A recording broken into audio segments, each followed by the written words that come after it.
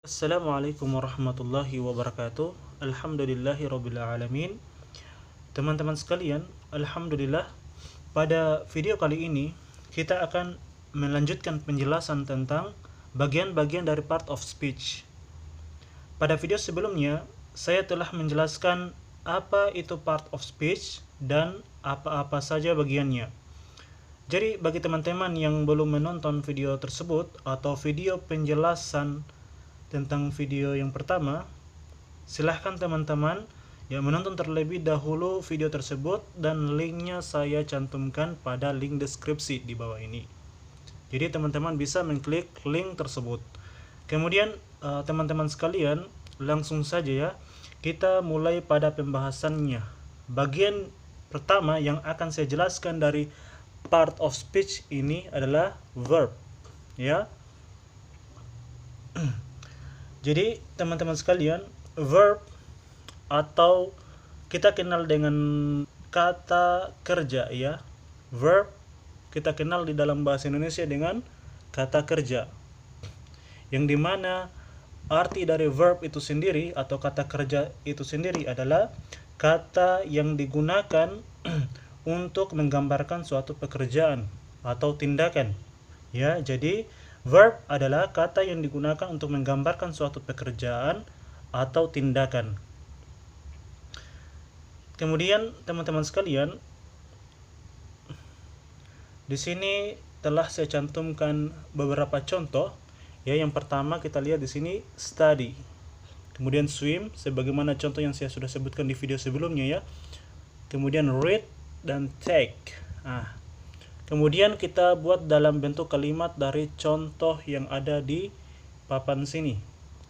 Kita buatkan yang pertama, I study English every day. Ya. I study English every day. Saya belajar bahasa Inggris setiap hari. Ya. Kemudian yang kedua, we swim in the river. Kita berenang di kali. Kemudian yang contoh yang ketiga yang saya cantumkan di papan adalah you read a book. Kamu membaca sebuah buku.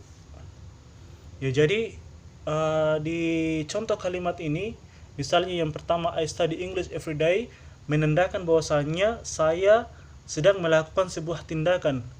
Ya, apa tindakan yang saya lakukan? Yaitu saya belajar bahasa Inggris setiap hari. Kemudian begitu juga contoh yang kedua dan yang ketiga. Baik teman-teman sekalian, kemudian pembagian verb, ya, atau jenis-jenis verb, ya, kita bisa lihat di papan. Yang pertama adalah ordinary verb, ya, atau kita kenal dengan kata kerja murni, ya, yang dimana ordinary verb itu merupakan kata kerja yang mempunyai fungsi paling pokok dalam sebuah kalimat, ya. Jadi ordinary verb atau kata kerja murni merupakan kata kerja yang mempunyai fungsi paling pokok dalam sebuah kalimat. Dan ordinary verb itu sendiri terdiri dari dua macam, ya. Ordinary verb ini terdiri dari dua macam. Yang pertama apa? Yang pertama adalah transitive verb dan yang kedua adalah intransitive verb. Ya, apa itu transitive verb? Transitive verb adalah kata kerja yang membutuhkan objek. Ya. Adapun intransitive verb adalah kata kerja yang tidak membutuhkan objek. Nah, kita lihat bagaimana contohnya. Ya, yang pertama transitive verb. Di sini saya sudah cantumkan ada 3 contoh. Yang pertama open, bring, dan give. Oke. Kita coba buatkan dalam bentuk kalimat. Misalnya, ya, open ini, kata kerja open ini, dia harus membutuhkan objek sehingga maknanya bisa dipahami oleh yang mendengar ungkapan tersebut. Ya, misalnya I open, iya. Tidak bisa kita katakan cuma dengan mengatakan I open. Ya, maka yang mendengarkan ungkapan tersebut akan bingung. Ya. Buka apa gitu, ya? I open, ya, buka apa? Maka dia harus membutuhkan objek. Contohnya I open a book. Maka dia membutuhkan objek. Ya, saya membuka sebuah buku. Gitu. Jadi kalau kita cuma tulis I open, maka tidak diketahui, ya, sehingga ya menimbulkan pertanyaan baru bagi siapa yang mendengarkan ungkapan ini. Ya, seperti itu. Oke. Itu adalah contoh yang pertama. Kemudian kata bring, contoh yang kedua bring. Ya. Ya. Jadi kita bisa buatkan dalam kalimat, ya, misalnya you bring a bag. Ya, kamu membawa sebuah tas. Ya, jadi sehingga orang yang mendengarkan ungkapan ini tidak lagi bertanya-tanya karena dia sudah tahu apa yang dibawa oleh you ini, yaitu yang dibawa adalah tas. Nah, kalau kita katakan you bring, ya, sehingga orang yang mendengarkan ungkapan ini ya kembali bertanya lagi, ya, apa yang dibawa. Maka ya kata ini harus membutuhkan objek. Apa objeknya? Di sini kita cantumkan adalah tas. Kemudian contoh yang selanjutnya, yang ketiga, give. Ya, I give you a pen, misalnya. I give you a pen. Ya, kalau cuma sekedar I give, maka orang akan bingung. Ya, memberikan apa? Ya, atau kita mau hilangkan you a pen, maka orang yang mendengarkan akan kembali bertanya memberikan apa, kemudian kepada siapa. Nah, di sini kita taruhkan objeknya I give you a pen. You di sini dia sebagai indirect object dan objek langsungnya adalah open. Sehingga ya give ini membutuhkan objek sehingga orang yang mendengarkan ungkapan ini bisa langsung memahami dari ungkapan tersebut. Nah, itu contoh dari transitive verb, yang dimana transitive verb adalah kata kerja yang membutuhkan objek. Kemudian kita melangkah ke jenis yang kedua dari ordinary verb adalah intransitive verb. Ya, di sini saya sudah cantumkan 3 contoh. Yang pertama sleep, go, swim.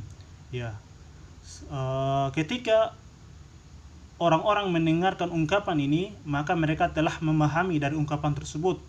Misalnya you sleep atau I sleep, ya.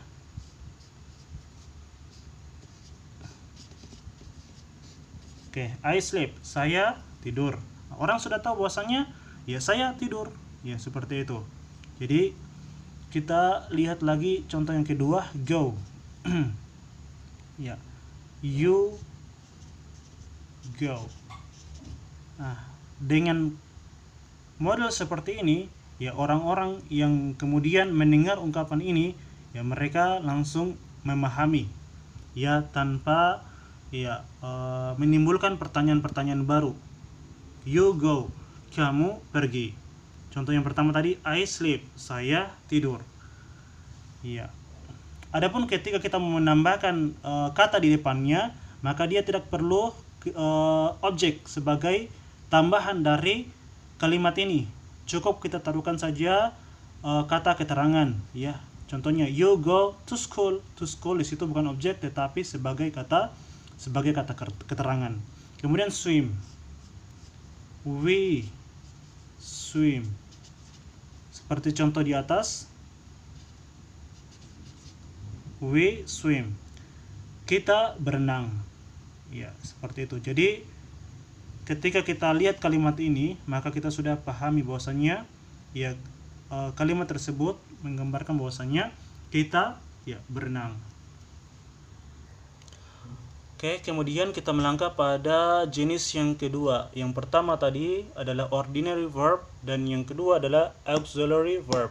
Auxiliary verb di sini ya bermakna kata kerja bantu. Untuk auxiliary verb juga terdiri dari beberapa bagian. Ya. Yang pertama adalah primary verb. Nah, di sini teman-teman bisa lihat. Yang pertama adalah primary verb. Ya. Dimana primary verb yang saya maksud adalah primary auxiliary, ya. Yang dimana primary auxiliary itu sendiri adalah merupakan kata kerja bantu, ya, yang memberikan karakter tenses namun tidak memberikan makna tambahan pada tenses tersebut. Nah, untuk primary auxiliary ada 3 macam, ya. Ada 3 macam di sini teman-teman bisa lihat. Yang pertama adalah bentuk to be, kemudian to do, dan ketiga adalah to have. Yang pertama to be, contohnya is, am, are, was, were, been, dan being. Nah, contohnya dalam kalimat I am eating a banana, ya. Saya sedang memakan sebuah pisang. Nah, jadi di sini sebagai to be-nya, ya. Kemudian she is sleeping, dia sedang tidur. Oke. Kemudian they were playing soccer. Oke, berikutnya dari primary auxiliary adalah to do. Ada di sini do, does, dan did. I don't take your phone. Ini primary auxiliary-nya. I don't take your phone. Saya tidak mengambil handphone Anda. Kemudian ini lagi untuk primary auxiliary-nya, do you love me? Apakah kamu mencintaiku atau mencintai saya? Kemudian she didn't call you yesterday. Dia tidak menelpon Anda kemarin. Kemudian yang ketiga to have, has, had, ya. Nah, di sini contohnya have you eaten? Have you eaten? Sudahkah kamu makan? Sudahkah Anda makan? Ya, my brother has gone to Jakarta. Ya, saudaraku telah pergi ke Jakarta. Oke, di sini primary auxiliary-nya. Kemudian I had studied English. Kemudian jenis yang kedua dari auxiliary verb itu adalah modal auxiliary, ya. Modal auxiliary atau kita kenal dengan kata kerja bantu. Kemudian modal auxiliary verb itu kata kerja bantu yang membentuk karakter tenses dan sekaligus memberikan makna tambahan pada ordinary verb. Nah, di sini kita bisa lihat contohnya untuk modal auxiliary ada can, could, will, shall, dan seterusnya. Nah, contohnya I can ride a bicycle. Saya bisa mengendarai sebuah sepeda. Dan kedua atau contoh yang terakhir dari modal auxiliary dan sekaligus penutup dari pembahasan kita yaitu my father will go to Bandung. Nah, ini lagi sebagai modal auxiliary-nya, ayahku akan pergi ke Bandung. Baik teman-teman sekalian, kita cukupkan pembelajaran kita. Ya, harapannya teman-teman bisa memahami apa yang telah kita pelajari dari video ini. Dan kemudian pada pembahasan berikutnya kita akan membahas tentang bagian yang selanjutnya dari part of speech, yaitu noun, ya. Jadi teman-teman tetap terus melanjutkan video-video yang ada dalam channel kita sehingga teman-teman bisa maksimal di dalam mengikuti pembelajarannya. Oke, kita cukupkan. Thank you so much for your attention. Assalamualaikum warahmatullahi wabarakatuh.